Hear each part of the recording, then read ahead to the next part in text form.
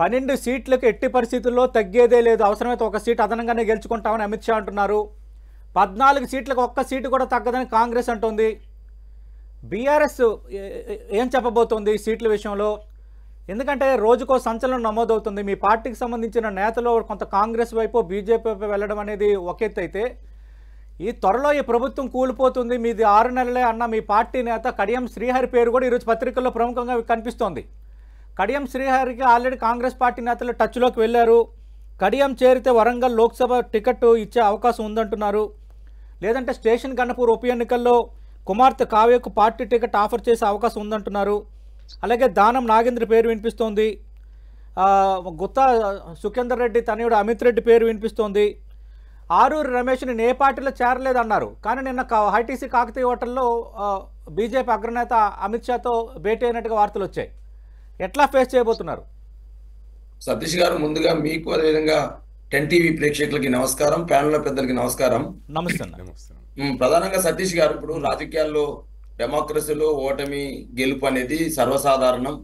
ఓటమి చెందినప్పుడు అక్కడ ఉన్నటువంటి పార్టీలో ఉన్న నేతలు కావచ్చు, అదేవిధంగా పార్టీలో పనిచేసేటువంటి నాయకత్వం కావచ్చు, కొన్ని ఒడిదుడుకులు ఎదుర్కోవడం అనేది ప్రారంభ దశలో ఉంటది. అది పెద్ద దాన్ని మనం ఏ రాజకీయ పార్టీలైనా మనం చూడవచ్చు. కాంగ్రెస్ పార్టీ 10 సంవత్సరాలు అధికారంలో పోయినప్పుడు కాంగ్రెస్ పార్టీ ఎన్ని ఒడిదుడుకులు ఎదుర్కొన్నది, మరి ఈరోజు అధికారం రాలేదా? నేను ఏమంటున్నానంటే, రాజకీయాల్లో అధికారం కోల్పోయినప్పుడు కొన్ని ఒడిదుడుకులు వస్తే డెఫినెట్ గా మరి ఇలా ఈ పెద్ద ఎత్తున పార్లమెంట్ ఎలక్షన్స్ లో బీఆర్ఎస్ పార్టీ ఏదైతే మొదట ఓడిపోయిన తర్వాత ఈ 94 రోజులలో మా కార్యాచరణ చూడండి, మేము ఎక్కడ కూడా మిగతా పార్టీలపై కానీ మిగతా సంబంధించిన అంశాల జోలికి పోలే. అసలు ఎక్కడ ఓటమి చెందగలిగినాం, ఎక్కడ ఓటమికి కారణాలు ఏంటి అనే సమీక్షలే 17 పార్లమెంట్ సమీక్షలు చేసినాం. అదేవిధంగా అసెంబ్లీ స్థాయిలో నియోజకవర్గ విస్తృత సమావేశాలు పెట్టినాం. అదేవిధంగా నిన్న కరీంనగర్ లో కథనపేరికి కదిలి వచ్చిన జనం చూస్తే అర్థమవుతుంది కదా ఈ రోజు కాంగ్రెస్ పార్టీ ఆ పరిపాలన విధానం 95 రోజులలో వాళ్ళు ఏం చేసిరు అనేది.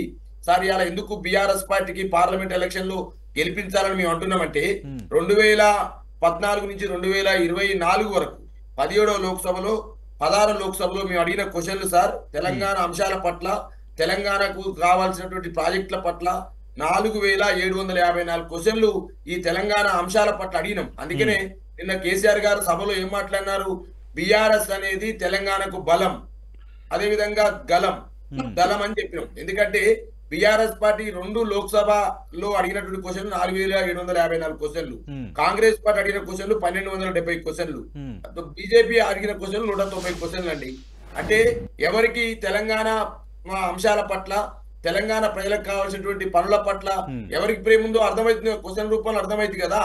కాబట్టి ఇవాళ డెఫినెట్ గా ఇవాళ కాంగ్రెస్ పార్టీ 95 రోజులలో వారు ఇచ్చినటువంటి గ్యారంటీల విషయంలో కావచ్చు, వారు ఇచ్చినటువంటి ఎన్నికల హామీల విషయంలో కావచ్చు, అమలు పరచడంలో విఫలమైందని ప్రజల్లో ఉంది.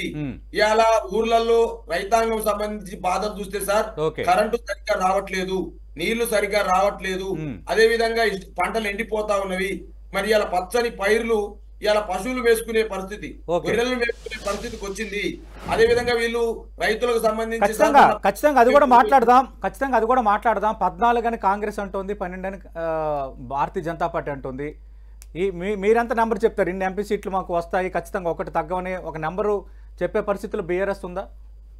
సార్, ఇప్పుడు నెంబర్ గేమ్ అనేది ఉంటుంది సార్. నెంబర్ చెప్పంగానే సార్, ఇప్పుడు పోయినసారి కూడా భారతీయ జనతా పార్టీ మొత్తం కూడా గెలవబోతున్నాం అని చెప్పింది సార్. తెలంగాణలో గెలిచిందా సార్? కాంగ్రెస్ పార్టీ 80 స్థానాలు వస్తాయని చెప్పింది సార్. వచ్చినాయా సార్? నేను ఏమంటున్నంటే, ఇలా భారత రాష్ట్ర సమితి తెలంగాణ ప్రజలు ఎందుకు హక్కున చేర్చుకోవాలి, భారత రాష్ట్ర సమితి కోల్పోవడం ద్వారా, కేసీఆర్ నాయకత్వాన్ని కోల్పోవడం ద్వారా ఇలా తెలంగాణ ప్రజలు అనుభవిస్తున్న కష్టాలేంటి, నీటి కష్టాలేంటి, కరెంటు కష్టాలేంటి, డెఫినెట్ గా ప్రజల ముందు అది కూడా మాట్లాడదాం. పోరెడ్డి కిషోర్ రెడ్డి గారు, బాలరాజ్ యాదవ్ గారు, కాళేశ్వరం విద్యుత్ ప్రాజెక్టుపై విచారణకు 2 జ్యుడిషియల్ కమిషన్లు వేస్తూ 2 కేబినెట్ నిర్ణయం తీసుకుంది. 100 రోజుల్లో లెక్కలు తేల్చేస్తామంటుంది.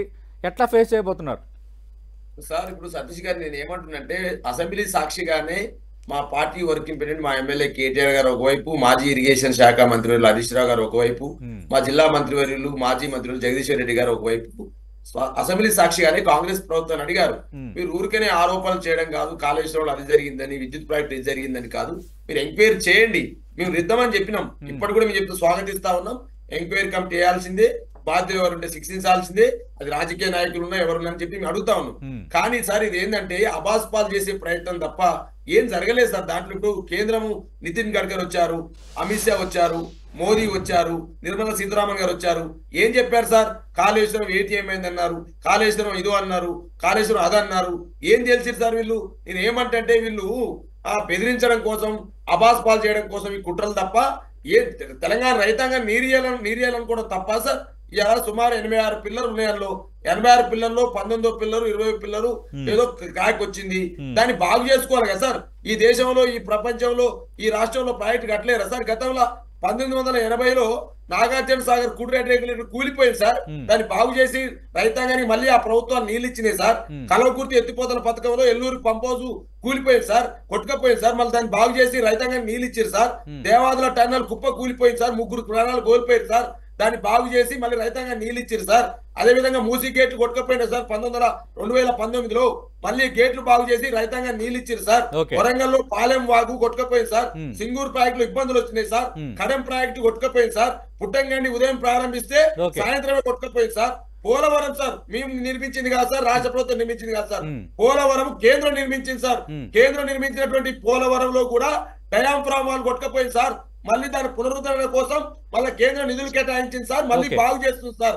నేను ఏమంటున్నాంటే సార్, అవన్నీ జరిగాయి కాబట్టి ఇది అంత పెద్ద విషయం కాదంటారా? ఒక 2 పిల్లర్లు కుంగిపోతే పెడబొబ్బలు, ఒక పన్ను ఊడిపోతే అన్ని పళ్ళు పీకించుకుంటామా అని అనటం కరెక్టేనా? ఇది వెన్నుముకే దెబ్బతిందని బీజేపీ అంటుంది. అరే పేగులు మెడకేసుకునే సార్, పెద్ద మూల లెక్క పేగులు మెడకేసుకుంటా, డోళ్లు కొడతా, డప్పులు కొడతా, చీరుస్తా, కూల్చుతా, పొడుస్తా, గిదా సార్ రాజకీయ నాయకులు, ముఖ్యమంత్రి మాట్లాడే తీరు. ఇలా సార్ నేను ఏమంటున్నట్టే కాళేశ్వరంలో జరిగినటువంటి ఏదైతే ఉందో అవినీతి మీద విచారణ చేయండి, బాధ్యుల్ని శిక్షించండి అని స్పష్టంగా బీఆర్ఎస్ పార్టీ అధికార ప్రతినిధిగా, ఒక మాజీ కార్పొరేషన్ గా కాంగ్రెస్ పార్టీని అడుగుతా ఉన్న మొదటి పాయింట్. రెండో పాయింట్, కాళేశ్వరంలో ఎన్ని పిల్లర్లు ఉన్నవి, మేడిగడ్డలో ఎన్ని పిల్లర్లు ఉన్నవి, దానికి పెట్టిన ఖర్చు ఏంది, ఒకవేళ దాంట్లో లోపాలు ఏర్పడితే దాన్ని బాగు చేసి రైతాంగానికి ఎట్లా నీళ్ళు ఇయ్యాలో ప్లాన్ చేయండి. బదనాం చేయడం కాదు కదా, గత ప్రభుత్వాన్ని బదనాం చేయడం కాదు కదా. గత ప్రభుత్వం ఎందుకు నీళ్ళు ఇచ్చింది, మీరు ఎందుకు ఇవ్వలేకపోతా ఉన్నారు? గత ప్రభుత్వం ఎందుకు కరెంట్ ఇచ్చింది, మీరు ఎందుకు ఇవ్వలేకపోతా ఉన్నారు? గత ప్రభుత్వం ఎందుకు తాగునీళ్ళు ఇచ్చింది, మీరు ఎందుకు ఇవ్వలేకపోతా ఉన్నారు? ఈ కష్టాలు ఏంది అంటున్నా నేను. ఇవాళ నిండు ఎండాకాలం పూట కరువు వచ్చింది తెలంగాణకు. ఎట్లొచ్చింది? 4500 క్యూసెక్ల నీళ్లు ఇవాళ మేడిగడ్డ నుంచి పోతా ఉన్నవి. దానికి అడ్డు కూడా వేసి డయాఫ్రామ్ వాల్ కట్టి మీరు చేయాల్సిన పని, రబ్బర్ డ్యామ్ కట్టి చేయాల్సిన పని ఉంది కదా. మీరు ఎందుకు చేస్తలేరు అంటున్నా నేను. మీరు అధికారులని డిమాండ్ చేయట్లేదా? అధికారులు మీరు కమాండ్ చేయట్లేదా? మీరు ఏమైనా కాంట్రాక్టులు బెదిరించడమేనా? మీరు జరిగినటువంటి దాన్ని విచారణ చేయని చెప్తున్నాం కదా. రైతాంగం నీళ్ళు ఏమని చెప్తా ఉన్నాం కదా. మొదటి పాయింట్ సార్, 6 గ్యారెంటీలు అని చెప్పారు సార్. కౌలు రైతులకు 12,000 వచ్చిందా సార్? రైతాంగానికి 15,000 వచ్చిందా సార్? మహిళలకు తులం బంగారం వచ్చిందా సార్? 500 గ్యాస్ కనెక్షన్లు, 1,24,00,000 మంది గ్యాస్ కనెక్షన్లు ఉంటే 40 లక్షల మందికి ఇచ్చి మీరు చేతులు దులుపుకుంటారా సార్? ఇవాళ 200 యూనిట్లు వాడేటువంటి లబ్ధిదారుల సంఖ్య ఈ రాష్ట్రంలో 5 లక్షలకు తేల్చి. టైం కూడా అయిపోయింది. బాలరాజ్ యాదవ్ గారు, ఇద్దరు కలిసి కూల్చే కుట్ర చేస్తున్నారని కాంగ్రెస్ ప్రధానంగా ఆరోపిస్తుంది. కూడబలుక్కున్న ఎంపీ అభ్యర్థులు అటు ఇటు చేరికలు జరుగుతున్నాయనేది కాంగ్రెస్ చేస్తున్న ప్రధాన ఆరోపణ. ఇప్పుడు కూల్చేవారు ఎవరున్నారు అనేది రేవంత్ రెడ్డి గారు చెప్పాలి. ఏక్నాథ్ షిండేలు ఎంతమంది ఉన్నారని భారతీయ జనతా పార్టీ చెప్పాలి.